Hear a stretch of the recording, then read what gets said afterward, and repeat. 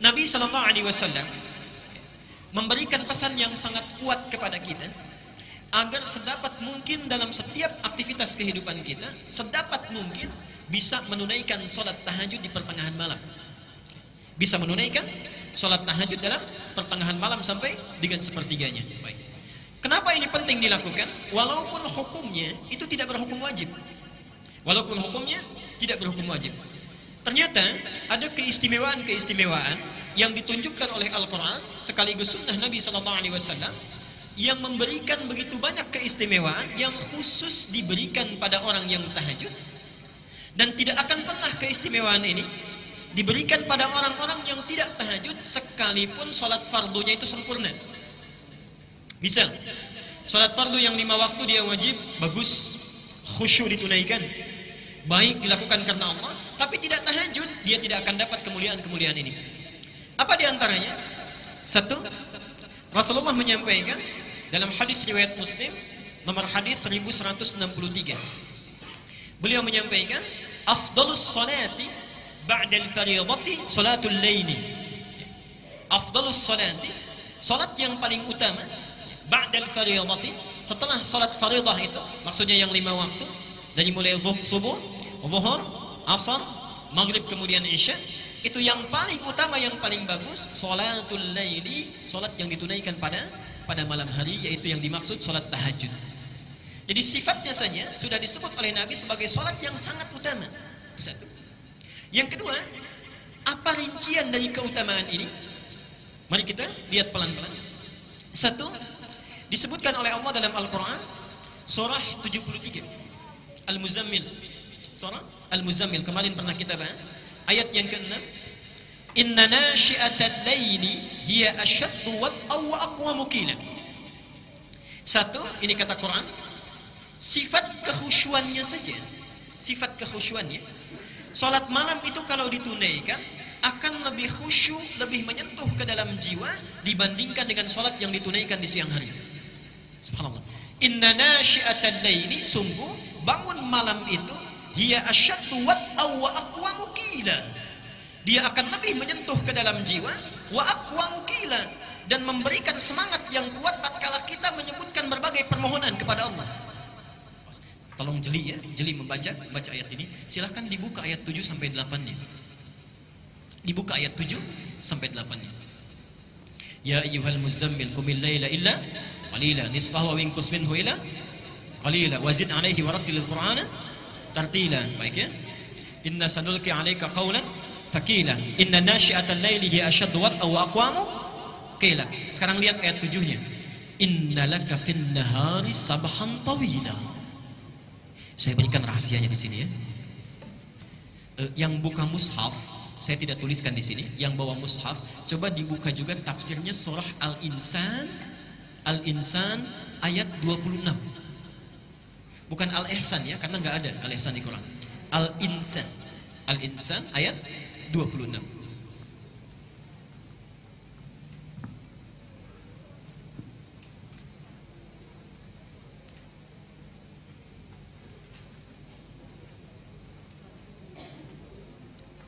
Saya akan tunjukkan betapa Allah menyindir kita dengan bahasa yang sangat halus sekali.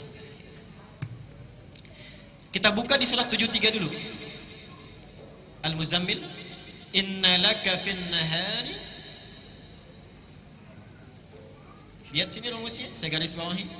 Sabhan tawila. Ini. Lihat sini.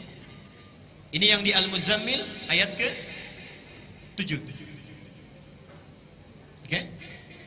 Sungguh kata Allah, inna laka fin nahari, sungguh engkau itu pada saat siang, sabhan tawila, begitu banyak dan sibuk betul aktivitasnya. Kalau bahasa bebasnya, subhanallah, kamu itu betapa sibuknya pada saat siang, pekerjaannya untuk kehidupan dunia kita saja, kerja sana sini, makan, minum, bahkan tidur dan sebagainya. Jadi siang itu seakan-akan tidak ada waktu untuk Allah, paling cuma 1 menit, 2 menit, 5 menit, 10 menit. Kadang-kadang sholatnya juga kalau ada rapat buru-buru.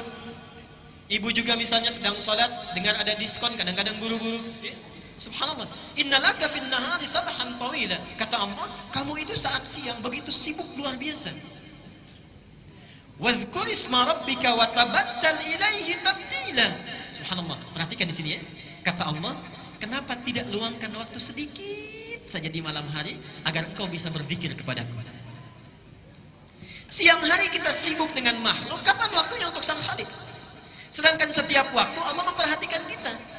Dan hebatnya manusia, kalau lagi butuh cepat ke Allahnya minta gitu kan? Allah menyindir kita dengan sangat halus. Anda itu siang kok sibuk sekali. Kalau malam dipakai apa? Sudah siang sibuk, malam tidur juga. Siangnya sibuk, wa ja'alna an-nahara ma'asha, sibuk beraktivitas, malamnya tidur. Cita-cita masuk surga. Cita-cita masuk surga. Kata Allah, subhanallah, wadhkur isma rabbika wa tabattal ilaihi tabtila. Kenapa tidak luangkan waktu sedikit saja untuk menyebut nama Tuhanmu, mendekat kepada Allah? Baik. Nah, disebut di ayat lain di Al-Insan itu, di Al-Ihsan, di Al-Insan maaf, ayat ke-26. Perhatikan di situ. Wa minal laili fasjud lahu wasabbihhu lailan tawila. Lailan tawila. Dan di antara sementara malam, tidak usah semuanya. Allah nggak minta kita semua malam, tidak. Sedikit saja kita bangun. Kemudian sujud kita, salat pada Allah. Wasabbihhu, dan banyak bertasbih menyebut namanya. Lailan tawila. Lihat sini sebentar. Garis bawahi dulu. Saya tidak akan menafsirkan yang ini dulu. Saya akan tafsirkan yang ini dulu.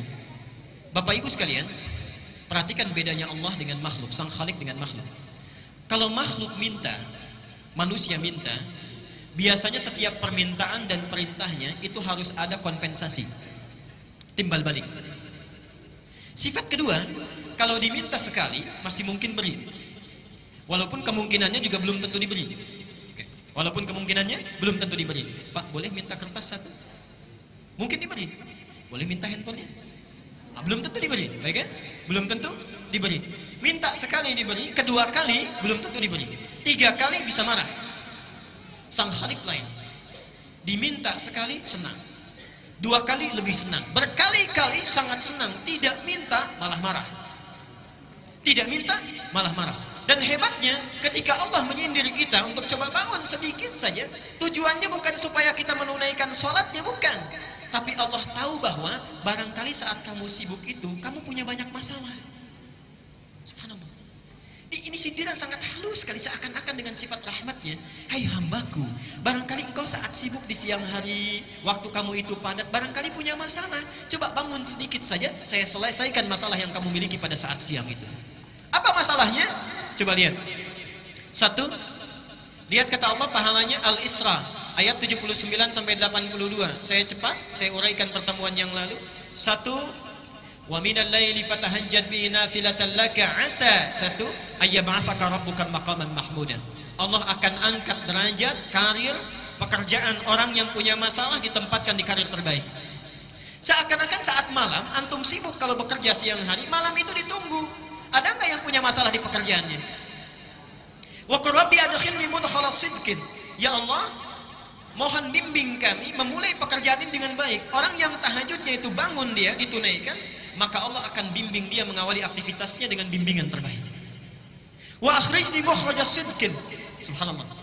Kalau dia memiliki kesulitan dimanapun itu, misal di pekerjaan, misal di rumah, misal dalam kehidupan harian, itu dibimbing oleh Allah, dilepaskan dari segala persoalan yang dialami.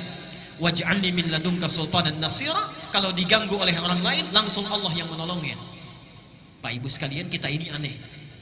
Kita merasa punya kesulitan, Allah sedang menunggu kita, tapi kita abai. Padahal ketika Allah minta kita bangun, nggak usah banyak-banyak, sedikit saja. Saya tahu kamu sibuk nanti siang hari. Bangun sebentar saja. Kalau kamu bangun, silahkan punya persoalan apa, saya selesaikan setiap persoalan yang engkau bawa saat siang itu.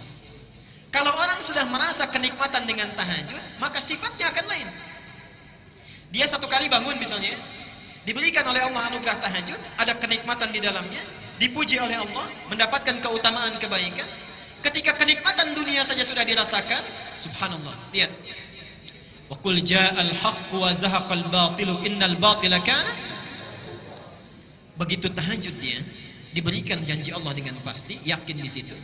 Dia katakan benar ternyata janji Allah. Dinikmati tahajudnya, malam tadi yang cuma 2 rakaat, besoknya lailan tawila. Jadi yang ini menunjuk kepada orang yang berhasil tahajudnya, yang tadinya sabhan tawila sekarang dibalik sabhan tawila siangnya, lailan tawila malamnya. Jadi kalau orang tahu tentang hikmah dan hukum tahajud serta keistimewaannya, niscaya orang tidak akan pernah tidur pulas setiap malamnya. Pasti bangun. Pasti bangun. Saya teruskan sebentar. Yang selanjutnya, orang tahajud itu satu, disebut sifat salatnya akan lebih khusyuk. Yang kedua, mendapat anugerah kebaikan saat di dunia. Yang ketiga, langsung dipuji oleh Allah di Az-Zumar. Quran surah 39 ayat 9. Amman huwa qanitun ana al-laili sajidan wa qa'iman yahdharul akhirah wa yarju rahmat rabbih qul hal yastawi alladhina ya'lamuna wal ladzina la ya'lamun. Adakah sama di antara orang-orang yang suka bangun malam dengan khusyuk kemudian sujud berdiri lama karena Allah dengan orang-orang yang tidak beriman? Sedangkan orang-orang yang bangun di malam hari ini, satu, dia takut kalau di akhirat dia tidak akan selamat. Yang kedua, dia mengharap rahmatnya Allah. Jadi diberi kesempatan oleh Allah, setiap bangun kamu mau minta apa? Mau minta apa? Hadisnya qudsi bahkan. Ya ibadi, wahai hambaku, siapa yang kemudian meminta kepada Allah, aku akan berikan. Siapa yang memohon akan dikabulkan. Siapa yang beristighfar mohon ampunan akan diampuni pada saat ini. Subhanallah. Dan yang terakhir, ini tolong catat dengan baik ya. Allah sediakan surga khusus bagi orang-orang yang selalu mendawamkan tahajud. Jadi ada surga khusus nanti, ada surga khusus ya, tingkatannya yang disediakan bagi orang yang selalu konsisten tahajud. Dalilnya Quran surah 51. 51 kalau dibalik berapa? 15, ayat 15 sampai dengan 18. Ini saya mohon maaf ya, ini ada beda Al-Ihsan dengan di Pandeglang Masjid Agung. Kalau di Pandeglang itu yang disolatkan orang, yang di sini jam. Jadi jamnya udah hilang itu, ya, kanan kiri itu. Disampaikan tadi jamnya sudah mati Bapak, jadi nggak sempat lihat jam berapa sekarang. Tapi saya teruskan sebentar. Perhatikan ayatnya. Innal muttaqina fi jannatin wa 'uyun. Sungguh ada orang-orang yang bertakwa itu yang tinggalnya nanti di taman surga. Mohon antum dari sekarang siapkan kira-kira surganya mau di mana. Saya ingatkan lagi ya supaya tidak lupa. Surga itu terbagi 4 level di Quran. Hati-hati, ada 4 level surga. Nanti di setiap level ini sering orang mohon maaf agak keliru memahaminya. Setiap levelnya di situ nanti ada tingkatan, ada surga Aden sampai yang tertinggi Firdaus. Level pertama paling tinggi itu surga bersama Rasulullah sallallahu alaihi wasallam. Surga bersama Rasulullah sallallahu alaihi wasallam. Di sini dibagi 2. Ada yang langsung bersama Nabi, ada yang bertetangga dengan Rasulullah sallallahu alaihi wasallam. Yang langsung bersama Nabi, hadisnya sahih, man ahabba sunnati wa faqad ahabbani wa man ahabbani kana ma'i fil jannah. Siapa yang cinta dengan sunnahku, maka dia sungguh telah mencintaiku. Dan siapa yang mencintaiku, maka dia akan bersamaku di surga nanti. Kana ma'i, yarhamukallah. Kana ma'i, dia akan bersamaku. Yang bertetangga dengan Nabi, perhatikan hadisnya, ana wa kafilul yatimi kahataini fil jannah. Saya dengan pemerhati anak yatim nanti seperti ini di surga, dekat. Okay. Dekat, bertetangga. Level kedua itu orang yang tinggal di taman surga. Yang tinggal di taman surga. Apa keistimewaan taman surga ini? Taman surga ini keistimewaannya dibandingkan dengan surga biasa langsung disifati oleh Quran, akhidina ma atahum rabbuhum. Kalau surga yang lainnya, misal antum masuk surga di kelas biasa misal, itu kalau ingin minum saja ada pelayan namanya wildanun mukhalladun. Kalau laki-laki dilayani oleh bidadari yang sangat cantik luar biasa. Kalau perempuan oleh pangeran-pangeran surga, gelasnya saja bi aqwabi wa abariqa wa ka'sim min ma'in, terbuat dari mutiara-mutiara yang berkilauan dari emas dan perak yang menyatu. Yang sifatnya mala ainun ra'at wala udhunun sami'at wala khatarun ala qalbi bashar. Tidak pernah dilihat oleh mata di dunia, didengar kisahnya oleh telinga, dan subhanallah tidak pernah terlintas sedikit pun di benak kita. Itu surga kelas biasa. Tapi surga di taman surga, perhatikan, Kalau antum butuh apa-apa, itu Allah langsung yang kasih. Kun fayakun ada. Akhirina ma atahum rabbuhum innahum kanu qabla dzalika muhsinin. Mereka langsung dibalas oleh Allah, ingin apapun subhanallah langsung ada Allah yang berikan. Sungguh mereka itu adalah orang-orang yang ihsan saat di dunia. Apa cirinya? Ternyata ciri pertamanya itu orang yang konsisten tahajud. Lihat, kanu qalila minal laili ma yahja'un. Ciri pertamanya, orang-orang ini saat di dunianya sedikit tidurnya. Sedikit tidurnya. Dia hidupkan malamnya. Ya, ini insya Allah antum mirip-mirip ya. Kalau di situ sedikit tidur, di sini sedikit-sedikit. Tambah sedikit ya. Baik. Kanu qalilan minal laili ma yahjaun. Jadi kalau kita rajin tahajud, ya, kita dawamkan ibadah ini, subhanallah.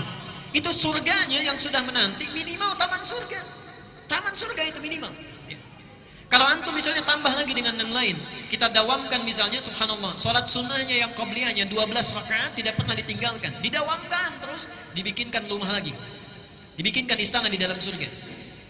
Kalau antum tinggalkan canda yang tidak bermanfaat, misal canda yang tidak bermanfaat itu yang ada bohongnya, hanya untuk membuat orang lain tertawa misalnya, itu subhanallah dibangunkan oleh Allah istana di pinggiran surga.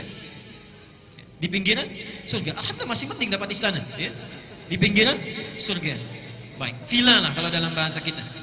Kalau orang yang meninggalkan perdebatan, misal ada debat kusir dan lain sebagainya, kita sudah tidak nyaman dengan itu, kita tinggalkan karena Allah, dibangunkan di dalam surga. Dan orang yang memelihara amal-amal solehnya, diperbaiki lagi, dibangunkan rumah di puncak tertinggi di surga. Sekarang, antum kira-kira sudah merencanakan mau tinggal di mana? Saya cuma kasih dua pilihan. Kata Quran, minimal, ini yang paling minimal. Minimal itu kita harus ada di kelas 3. Yang ketiga itu tempat surga yang seluas langit dan bumi. Seluas langit dan bumi. Dalilnya ada di Ali Imran, nomor ayat 133 sampai 134. Quran surah 3 ayat 133 dan 134. Lihat ayatnya. Wasari'u ila maghfiratin min rabb wa jannatin arduha samawati wal ardu 'iddat lil muttaqin. Subhanallah. Sejenak. Kata Allah, segera engkau beristighfar kepada Allah. Mohon ampun taubat kepadanya. Dan bahkan punya cita-cita minimal punya rumah di surga seluas langit dan bumi. Subhanallah. Itu minimal yang akan disediakan bagi orang yang takwa. Apa amalannya? Ustaz, saya nggak sempat kalau tahajud. Tilawah Quran saya kurang bagus. Puasa juga kayaknya kurang mampu. Apa yang bisa dilakukan? Subhanallah. Lihat 134-nya. Alladzina yunfikuna fis sarra'i wad dharra. Dia gemar membantu sesamanya. Ada tetangganya kurang dia bantu. Walaupun cuma cukup air putih, dia bantu orang lain. Apa yang bisa dia persembahkan dia berikan. Wal kadhiminal ghaidha. Dia sanggup menahan amarahnya. Wal 'afina 'anil nas, ada orang salah dia maafkan. Jadi antum misalnya kalau sadar diri kita punya kemampuan amalan, tidak bisa melakukan yang lain, tunggangi yang lainnya. Pak, ada seorang pemuda, ini kisah ayat ini disampaikan. Seorang pemuda, Rasulullah sedang taklim seperti ini. Tiba-tiba kata Nabi, saya dengar langkah penghuni surga. 3 kali disebutkan, Ali dengan Mu'adz itu penasaran. Ketika penasaran diikuti sampai rumahnya, dilihat orang ini satu tidak tahajud. Yang kedua, bacaan Qur'annya terbata-bata, tidak lancar. Subhanallah. Yang ketiga, saat Mu'adz dan Ali puasa, dia tidak puasa sunnah. Besoknya penasaran ditanya, kata orang ini, kata pemuda ini, lastu min ahli tahajud. Saya memang tidak mendawamkan tahajud. Walastu min ahli siyam. Saya pun bukan termasuk orang yang ahli puasa. Walam ujid qiraatul Qur'an, dan bacaan Quran saya tidak sebagus kalian. Perhatikan jawabannya. Walakin 'indi 'amalun afrahu bihi amama rabbi. Tapi saya punya satu amalan yang saya harapkan banggakan di hadapan Tuhanku Allah Subhanahu wa taala. Apa amalannya? Setiap sebelum tidur berusaha memaafkan orang yang punya salah kepadanya. Berusaha memaafkan orang yang punya salah kepadanya. Yang terakhir, ini surga yang keempat, ini tingkatannya para ulama mengistilahkan surga kelas ekonomi yang biasa. Tidak disebutkan bagaimana keutamaannya, yang penting surga saja, surga saja. Nabi hanya menggambarkan mala ainun ra'at wala udhunun sami'at wala khatarun ala qalbi bashar. Kalau antum bercita-cita dari sekarang, tolong rencanakan kira-kira satu keluarga mau di mana. Awas ya, ini saya serius. Jangan sampai ibunya itu ada di tingkat 3, bapaknya di tingkat 2. Yang menarik, anaknya di tingkat 1. Awas, hati-hati. Berlaku hadis Nabi, saat kita masuk surga, dibukakan pintu surga, itu baru masuk, tempatnya belum. Kita memiliki tempat kita, itu diminta baca Quran dulu. Faqra warattil fa inna akhira qiraatika akhiru manzilatika. Baca Quran yang biasa engkau baca di dunia itu dengan tartil. Kenapa bahasanya ada tartil? Tartil di sini agak panjang karena ibu bapak sekalian, saya ilustrasikan dan tidak sesuai gambaran ini dengan kenyataannya nanti. Allahu a'lam. Ketika orang diminta masuk oleh malaikat ke surga, dibukakan pintu surga, ya. Salamun alaikum bima sabartum. Selamat, Anda bisa masuk surga dengan sabar karena sabar saat di dunia. Udkhuluha bisalamin aminin. Silahkan masuk dengan tentram. Baru masuk. Saat akan naik ke tempatnya di surga, diminta baca Quran dengan tartil. Kenapa bahasanya itu agak lambat kemudian tartil? Subhanallah. Karena orang saat naik ke surga baru satu tingkat melihat keindahan yang luar biasa. Seakan-akan dia tidak mau cepat-cepat. Ingin dilihat dulu, naik lagi, naik lagi.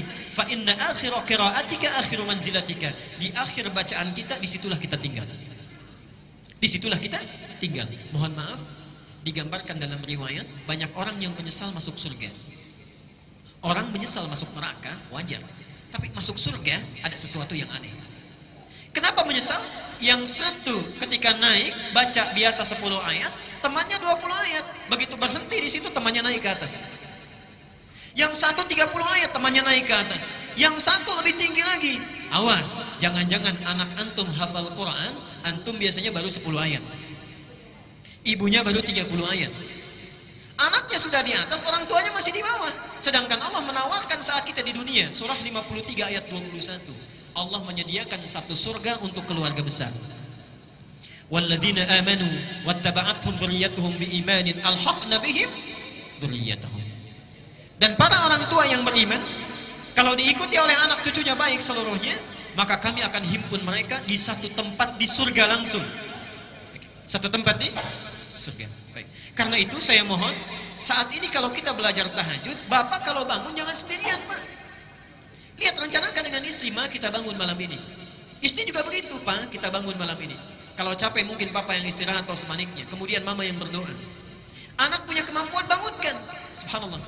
Ibnu Abbas itu begadang, usia 3-4 tahun, hanya ingin melihat sifat sholat tahajud Nabi SAW. Seorang Ibnu Abbas. Jadi mohon, rencanakan dari sekarang, beramal dengan amalan satu keluarga.